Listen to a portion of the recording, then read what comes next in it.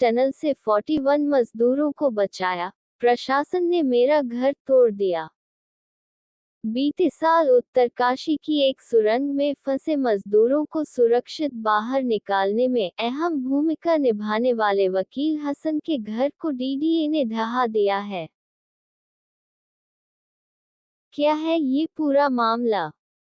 Report Siraj Ali. इस जगह पर 2 दिन पहले तक वकील हसन का घर हुआ करता था। शायद आपको ये नाम याद ना हो। 41 trapped workers.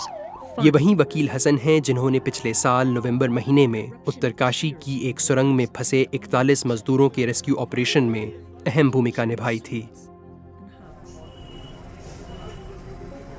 बुधवार को दिल्ली विकास प्राधिकरण यानी डीडीए ने उनके घर को ढहा दिया।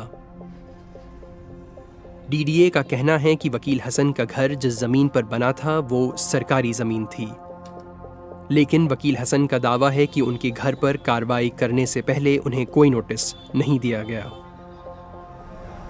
एक घर जो 2 दिन पहले तक आबाद था, आज वो मलबा बना बिखरा पड़ा है। डीडीए ने इस जमीन को घेरते हुए एक दीवार भी खड़ी कर दी है।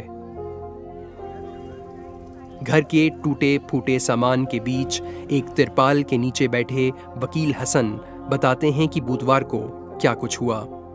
मेरे आने से पहले इन लोगों ने इस तरीके से इस पे मतलब गेट पे इस तरीके से जो मेरा मेन डोर है उसे इस तरीके से तोड़ा, जिस तोड़ने प्रयास किया, तोड़ा भी उसको जिस तरीके कोई क्रिमिनल होता है और क्रिमिनल के घर को तोड़ा जाता है हथौड़ी से और तुम्हारा जो गेती होती है उससे इस तरीके से मारा गया कि लड़के बच्चे हमारे लग के भी खड़े, लेकिन उन लोगों ने इस चीज़ की बिल्कुल परवाह नहीं की कि पीछे लगे हुए हैं, उनकी भी चोट लग सकती है, कुछ उनके साथ भी घटना घट सकती है। इन्होंने ज़रा से भी परवाह नहीं की। हमारे बच्चों ने बोला कि भैया ऐसा है कि हमारे पापा है ना अभी वहाँ से आए हैं, क्या नाम, उत्तराखंड से, जो 41 लोग फंसे थे उन लोगों को बचा के, लेकिन इतना सुनने के बाद भी उनके कान पे कोई जू नहीं रह गई है। इससे पहले जब मैं यहाँ पे आया, आने के बाद जब मैंने उनसे कुछ सवाल किए तो मुझे बदतमीजी बता के मुझे वहाँ थाने में उठवा दिया। मेरे साथ मेरा दोस्त मुन्ना भी था, मेरे बच्ची भी थी, लड़की भी थी और मेरा लड़का भी था। हमें थाने में डाल लिया 8 बजे तक के लिए। उसके बाद हमारे मकान को डेमोलिश किया गया और डेमोलिश करके हाथ के हाथ ही उन्होंने दीवार भी खड़ी कर दी। वहीं डीडीए का भी अपना पक्ष है। ये अतिक्रमण हटाने की एक रूटीन कार्रवाई थी। डीडीए ने किसी भी व्यक्ति विशेष को निशाना नहीं बनाया है। साल 2017 में जांच के दौरान पाया गया था कि वकील हसन और गोयल नाम के 2 व्यक्तियों ने इलाके की सरकारी जमीन पर अतिक्रमण कर रखा है, जिस पर कार्रवाई की गई थी, लेकिन उस वक्त परिवार के सदस्यों ने कार्रवाई को रोक दिया था। साल 2022 में भी अतिक्रमण हटाने की कोशिश की गई, लेकिन उस वक्त भी परिवार ने कार्रवाई पूरी नहीं होने दी। इसके बाद बीते 28 फरवरी को डीडीए ने पुलिस की मदद से अतिक्रमण हटाने का काम किया। वकील हसन और उनके परिवार को परिसर खाली करने की सूचना दी गई थी और सामान निकालने के लिए पर्याप्त समय भी दिया गया था। डीडीए ने यह भी कहा कि उन्हें इस बारे में जानकारी नहीं थी कि उत्तरकाशी में फंसे श्रमिकों को निकालने में वकील हसन की भी भूमिका थी, लेकिन इस बात की जानकारी मिलने के बाद डीडीए के अधिकारियों ने वकील हसन और उनके परिवार के लिए वैकल्पिक व्यवस्था की पेशकश की थी, लेकिन वकील हसन ने मदद लेने से इनकार कर दिया था। वहीं वकील हसन का आरोप है कि उन्हें निशाना बनाया गया है। अगर इंक्रोचमेंट है तो सब सारा इंक्रोचमेंट है, पूरी डीडी लैंड पे, पूरी कॉलोनी को आप हटाइए, स्पेशल मेरे प्लॉट को क्यों टारगेट किया जा रहा है? हसन बताते हैं कि जब वो उत्तरकाशी के रेस्क्यू ऑपरेशन से लौटे थे तो सांसद मनोज तिवारी ने उनसे मुलाकात की थी और उस दौरान उन्हें घर की सलामती का आश्वासन दिया था। और ये टारगेट भी तब किया जा रहा है जब हमारे सांसद जी हैं मनोज तिवारी जी, उन्होंने भी मुझे आश्वासन दिया था, और हमारे जो प्रदेश अध्यक्ष है वीरेंद्र सचदेवा जी, उन्होंने मुझे आश्वासन दिया कि आपका मकान तोड़ा जाएगा सन, आपका मकान बनाया जाएगा और हम इसे खड़ा होकर बनाएंगे और आपके साथ खाना भी खाएंगे। मैं पूरी तरह आश्वस्त था कि हाँ ये होगा।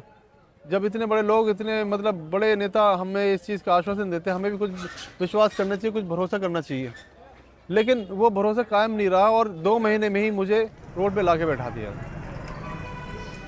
इस आश्वासन का जिक्र उनकी पत्नी शाबाना ने भी किया है।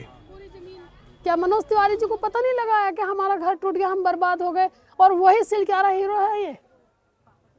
41 मजदूरों की जान बचाने वाले सेवियर से हैं, तो क्या उनका फर्ज नहीं बनता था कि वो यहाँ आते और इनसे मिलते, कुछ आश्वासन देते, कुछ बताते, कुछ समझाते?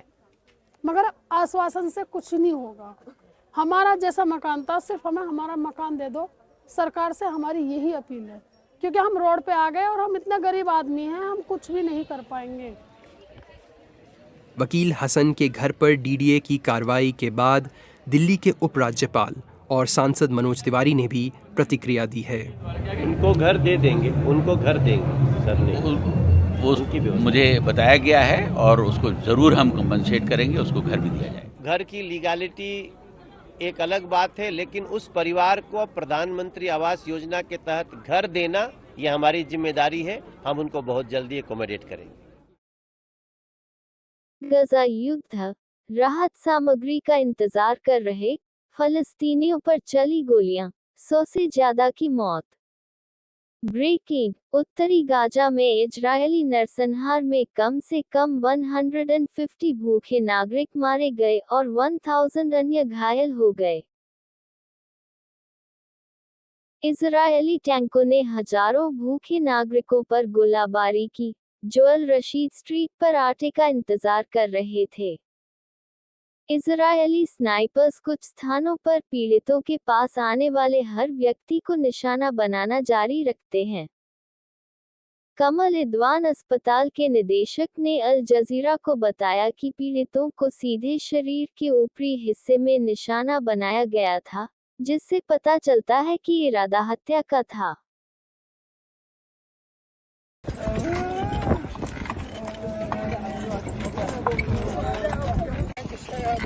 عدد من الشهداء من شمال قطاع غزة أثناء انتظار مساعدات إلى شمال قطاع غزة.